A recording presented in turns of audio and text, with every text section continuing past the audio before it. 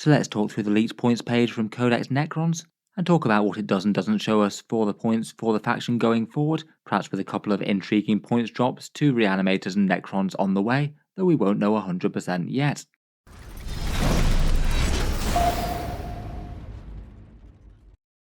Hello and welcome back to Warspec Tactics, where today I thought I'd just do a quick video talking through the point sections from Codex Necrons, something up until now Games Workshop's been keeping under lock and key.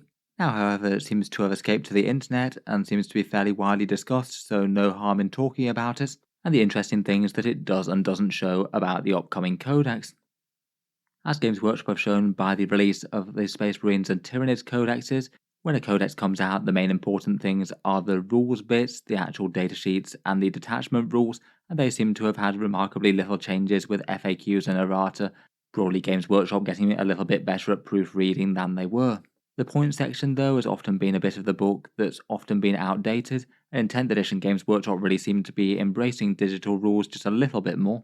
In each of these books, there's a clearly marked QR code, referring you to the digital download of the Munitor and Field Manual, where the true points for the army will be held with any balance updates that have happened since the book came out.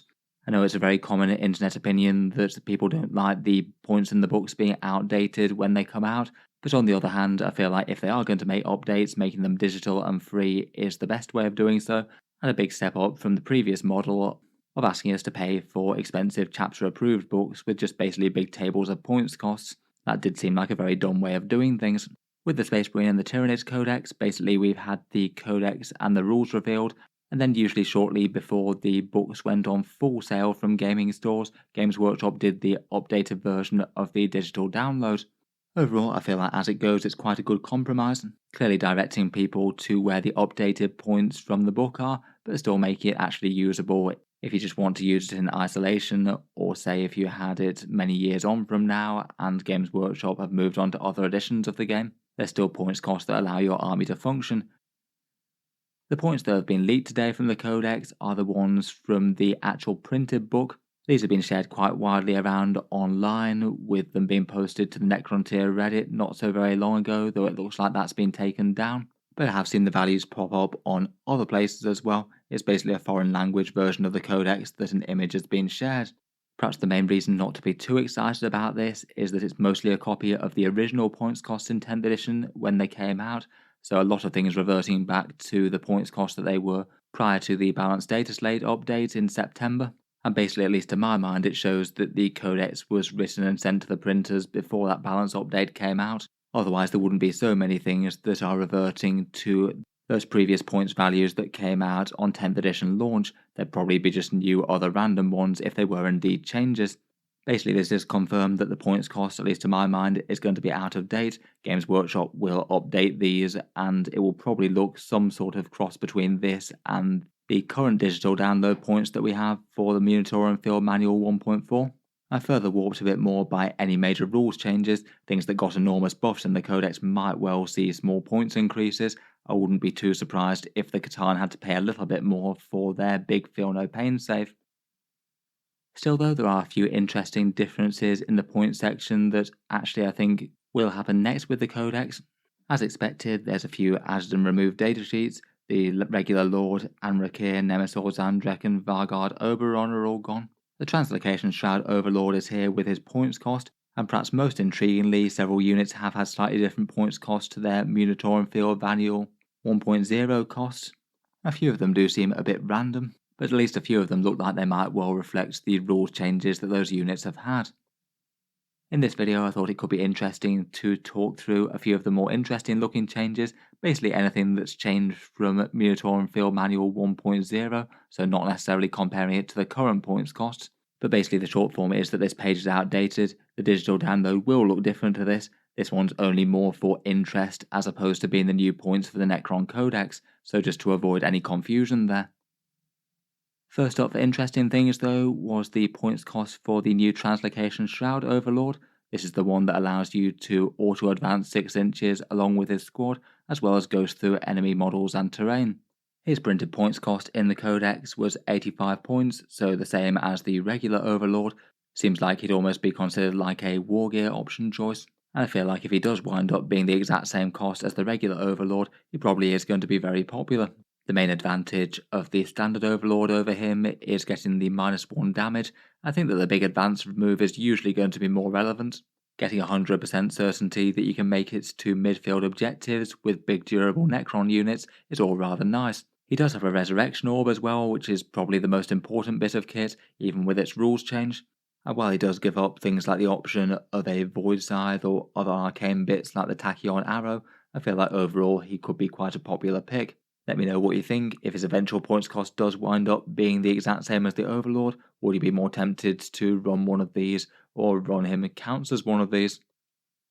Otherwise, I thought some of the most interesting things might be to take a look at the points cost where they actually differ to Minotaur Field Manual 1.0. So the one that came out at the very start of 10th edition, as opposed to the one that we have now, which is 1.4. Perhaps for some of the very most interesting changes, I thought that it was interesting that both the Canoptek Reanimator and Necron Warriors got a meaningful decrease. In 1.4, the Reanimator is 105 points, so that was an increase from 10th edition launch by 10. But the Codex points, with the Reanimator having its beams decreased to just 3-inch in range, that was listed at all the way down at 75 points, so way cheaper than 10th launch. I feel like that might give us some reason to hope that the Reanimator might get a points cut when the eventual points come out, given that even when they were writing this codex it was basically valued far lower than what they had it at before. It does make sense, the range of its reanimation got a lot lower.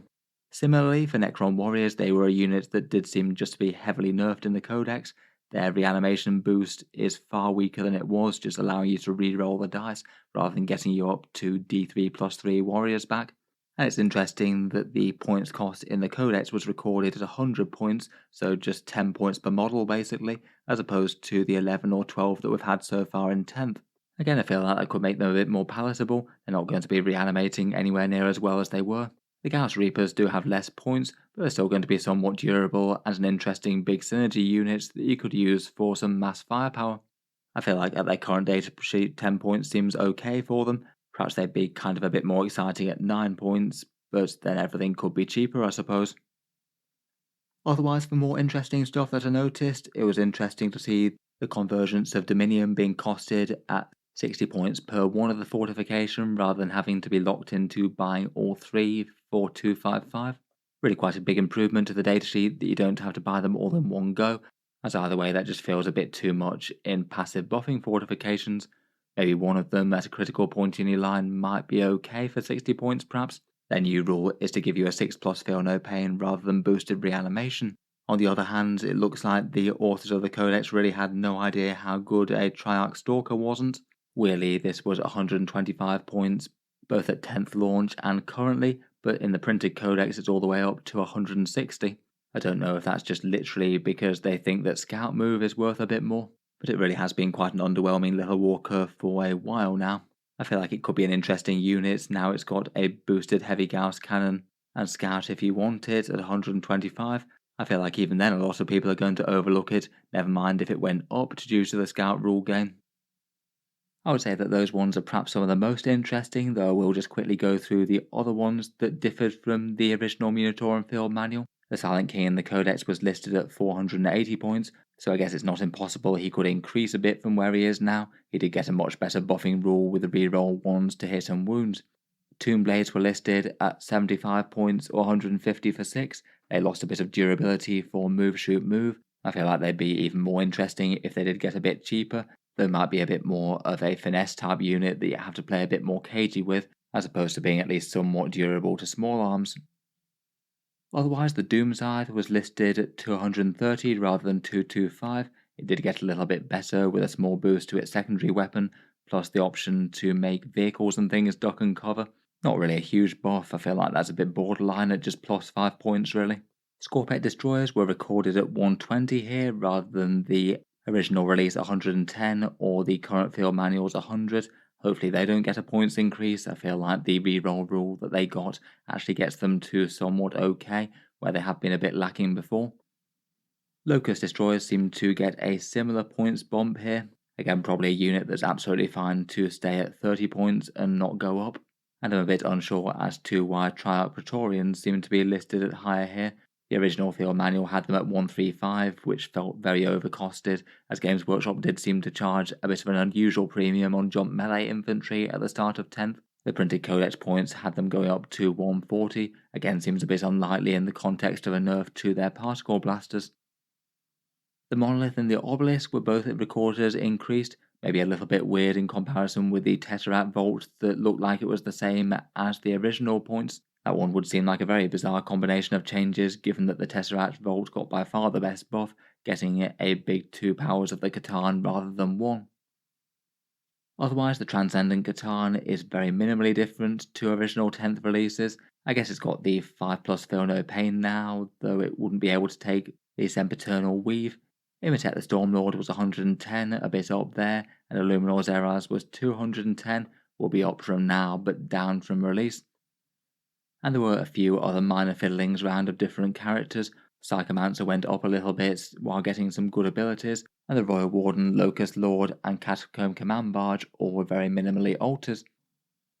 Overall, I wouldn't really read too much into these, but I think it is interesting to see that the authors of the Codex did have in mind that warriors and Canoptech reanimators should go down given the decrease in rules abilities, and the same cost as the Translocation Shroud Overlord compared with the regular one.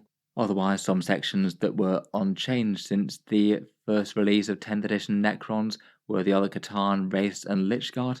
Kind of seems a bit weird that you could think that changing the Catan to give them a 5+ Feel No Pain type save would go hand in hand with no points changes, or at least not unless you thought they were very underpowered before, as that's basically giving them an extra 50% durability.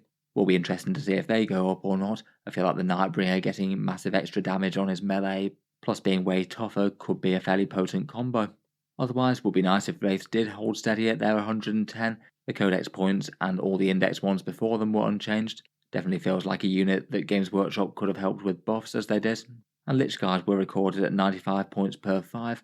Again, I feel like that could be a lot more appropriate for them now that they can't have reanimation castles stacked up to the sky with ridiculous amounts of reactive reanimation. Hopefully Games Workshop does deliver them a points drop to go in line with the multi-nerfs that their Death Stars took.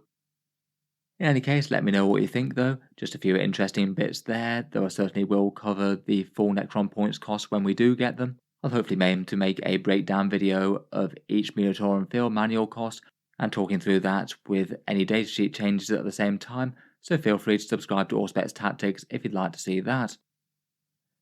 Otherwise, feel free to check back later. I do tend to post 40k content just about every day. And if you have been enjoying all the videos on the channel and would like to help keep them coming, I would just like to mention that the channel has a Patreon page as well, and you can find that linked in the video description. Channel patrons do get a fair few advantages, seeing certain videos early, regular votes to see what sort of things happen next on the channel, and automatic entry into the regular prize giveaways with a chance to win some big model kits each month. If any of that sounds good to you, or you'd just like to help support, the link is down in the video description. In any case, a massive thank you for listening, and I'll hope to see you guys next time.